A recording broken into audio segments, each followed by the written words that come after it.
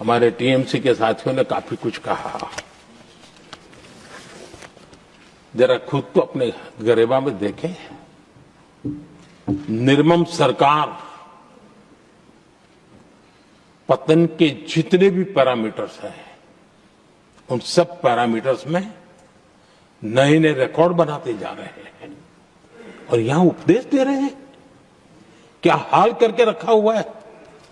ऐसी निर्मम सरकार से वहां के लोगों का भविष्य अंधकार के अंदर डूब रहा है, लेकिन इनको कोई परवाह नहीं है।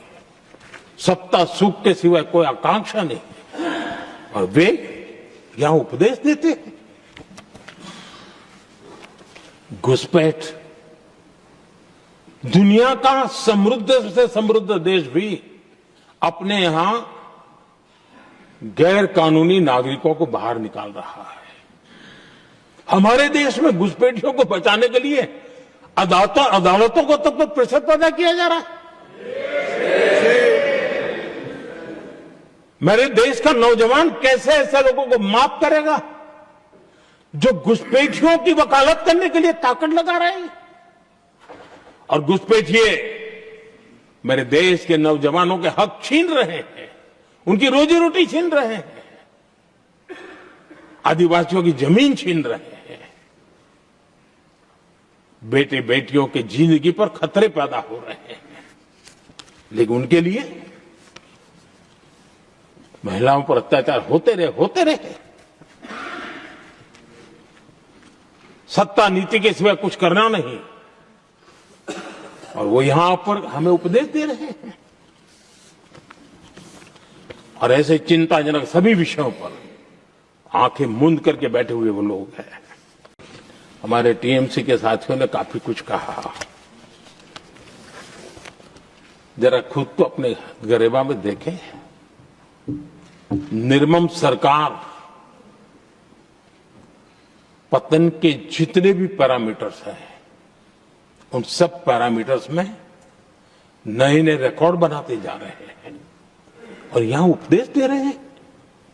क्या हाल करके रखा हुआ है।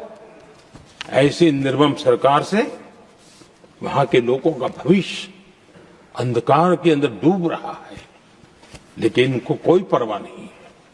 सत्ता सुख के सिवाय कोई आकांक्षा नहीं और वे यहां उपदेश देते हैं। घुसपैठ दुनिया का समृद्ध से समृद्ध देश भी अपने यहां गैर कानूनी नागरिकों को बाहर निकाल रहा है। हमारे देश में घुसपैठियों को बचाने के लिए अदालतों को तब तक प्रेशर पैदा किया जा रहा है।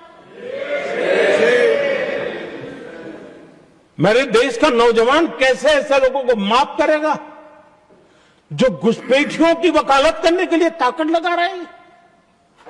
और घुसपैठिए मेरे देश के नौजवानों के हक छीन रहे हैं, उनकी रोजी रोटी छीन रहे हैं, आदिवासियों की जमीन छीन रहे हैं। बेटे बेटियों के जिंदगी पर खतरे पैदा हो रहे हैं, लेकिन उनके लिए